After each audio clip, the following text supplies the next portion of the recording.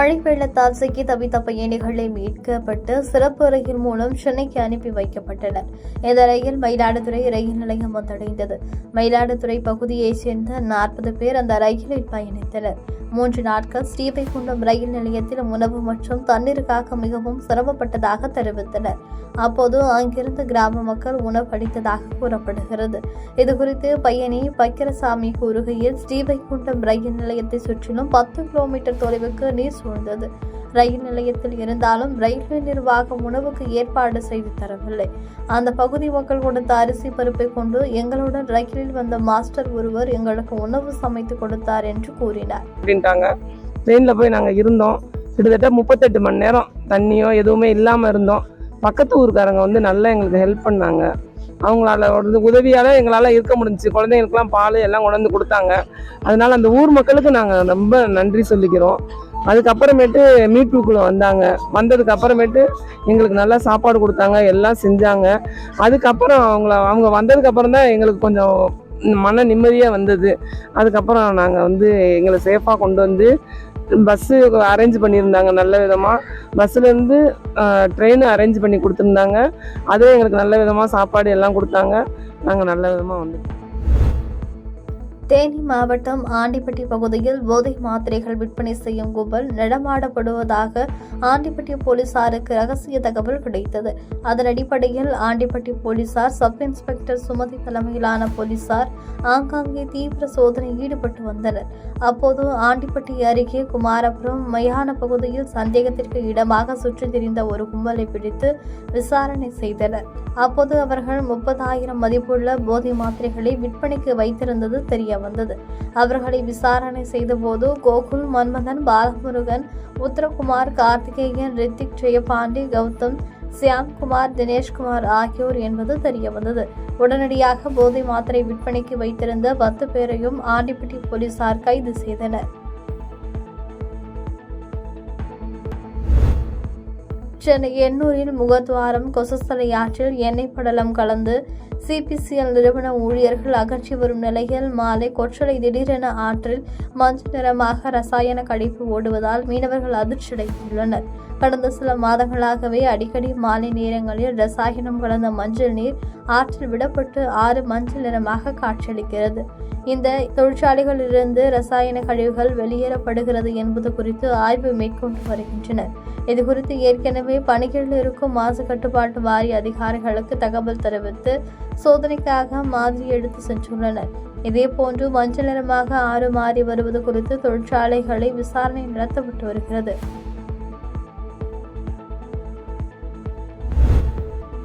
சென்னை கோட்டூர்புரம் உள்ள அண்ணா நூற்றாண்டு நூலகத்தில் பள்ளி கல்வித்துறை சார்பில் தமிழ்நாடு மாநில பெற்றோர் ஆசிரியர் கழகத்தின் மூலம் தயாரிக்கப்பட்ட வினாவிடை புத்தகத்தின் பள்ளி கல்வித்துறை அமைச்சர் அன்பில் மகேஷ் பொய்யாமொழி வெளியிட்டார். அதனைத் தொடர்ந்து செய்தியாளர்களை சந்தித்து பேசிய பள்ளி கல்வித்துறை அமைச்சர் அன்பில் மகேஷ், அப்பொழுது அவர் பேசுகையில், மாணவர்களுக்கு சுலபமாக 14 நாட்களுக்குள் சான்றிதழ்கள் கிடைக்க இந்த இணையவழி சேவைகளானது தொடங்கப்பட்டுள்ளது. 2 லட்சம் வினா வங்கி புத்தகங்கள் அச்சடிக்கப்பட்டு விநியோகிக்க திட்டமிடப்பட்டுள்ளது. மேலும் மழையால் பாதிக்கப்பட்ட இந்த 4 மாவட்ட பள்ளிகளில் பாதுகாப்பான சூழல் திரும்பிய பிறகு மாணவர்கள் அரையாண்டு தேர்வு எழுத அனுமதிக்கப்படும் என்று கூறினார். பொதுத் தேர்வு பாடத்திட்டங்கள் நிறைவு பெறாமல் இருந்தால் சனிக்கிழமைகளிலும் பள்ளிகள் நடத்தப்படும், இவ்வாறு அமைச்சர் தெரிவித்தார். தென் மாவட்டங்களில் பெய்த அதி கனமழையால் பெரும்பாலான பகுதிகள் வெள்ளத்தில் மூழ்கியது. இதனால் நெல்லை, தூத்துக்குடி, தென்காசி மாவட்டங்களுக்கு கடந்த 2 நாட்களாக பேருந்துகள் இயக்கப்படவில்லை. இந்நிலையில் திருச்செந்தூர் கோவிலில் சிக்கியுள்ள பக்தர்கள் சொந்த ஊர் திரும்ப அரசு சார்பில் சிறப்பு இலவச பேருந்து இயக்கப்படும் என்று போக்குவரத்து துறை அமைச்சர் சிவசங்கர் தெரிவித்துள்ளார். சிறப்பு இலவச பேருந்துகள் மதுரை, திருச்சி மற்றும் சென்னை உள்ளிட்ட முக்கிய நகரங்களுக்கு இயக்கப்படும் என்று தெரிவிக்கப்பட்டுள்ளது. கனமழை வெள்ளத்தால் திருச்செந்தூர் கோவிலில் 3 நாட்களாக பக்தர்கள் தஞ்சமடைந்துள்ளனர். திருச்செந்தூர் கோயிலில் உள்ள பக்தர்களுக்கு 3 வேளையும் அன்னதானம் வழங்கப்பட்டு வருவது குறிப்பிடத்தக்கது. வளிமண்டல சுழற்சி காரணமாக நெல்லை, தூத்துக்குடி, கன்னியாகுமரி, தென்காசி ஆகிய மாவட்டங்களில் தொடர்ந்து கனமழை பெய்ததால் ரயில் பாதைகளின் பல்வேறு பகுதிகளில் மண் அரிப்பு ஏற்பட்டுள்ளது.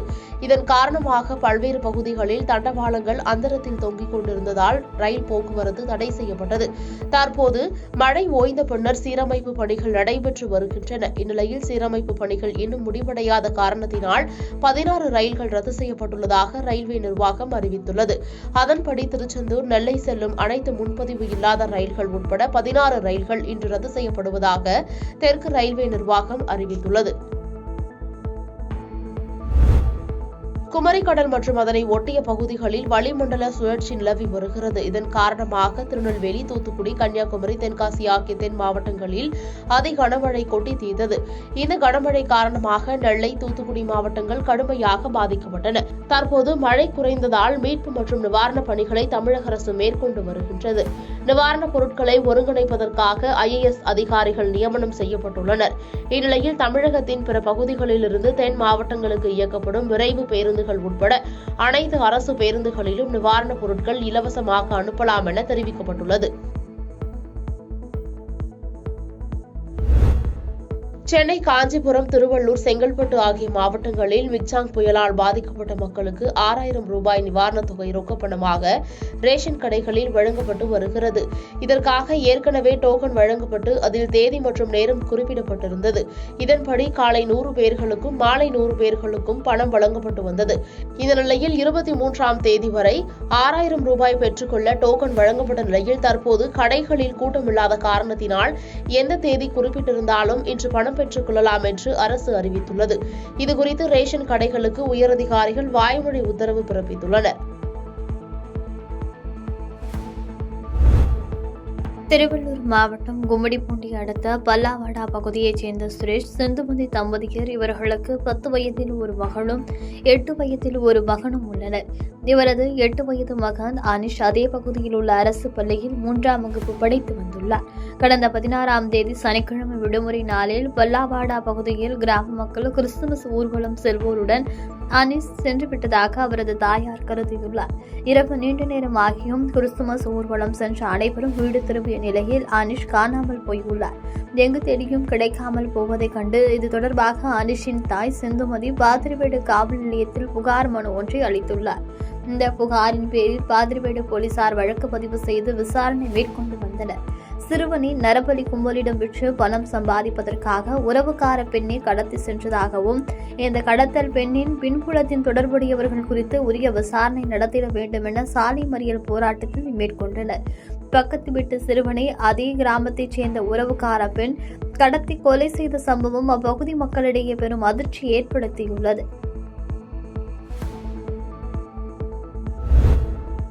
திருப்பூர் மாவட்டத்தில் இருந்து முதல் கட்டமாக மழையால் பாதிக்கப்பட்ட பொதுமக்களுக்கு 2 லாரிகளில் பிஸ்கெட், ரொட்டி பாக்கெட்டுகள் அனுப்பி வைக்கப்பட்டன. அதனைத் தொடர்ந்து நேற்று 5 கிலோ அரிசி, 1 கிலோ பருப்பு, 1 கிலோ சர்க்கரை, 1 கிலோ உப்பு, கோதுமை மாவு, ரவை, மஞ்சள் தூள், மிளகாய் தூள், சாம்பார் தூள், ரசத்தூள், டீ தூள் கொண்ட 11 வகையான பொருட்கள் அடங்கிய தொகுப்பு தயார் செய்யப்பட்டு 1500 பெட்டிகளில் 3 லாரிகள் மூலம் அனுப்பி வைக்கப்பட்டது. மேலும் பால் பவுடர் 3 டன் ஒரு லாரியில் என மொத்தம் 4 லாரிகளில் நிவாரணப் பொருட்களை கலெக்டர் அலுவலகத்திலிருந்து தமிழ் வளர்ச்சி மற்றும் செய்தித்துறை அமைச்சர் சுவாமிநாதன் கொடியசைத்து இரவு 11 மணிக்கு அனுப்பி வைத்தார்.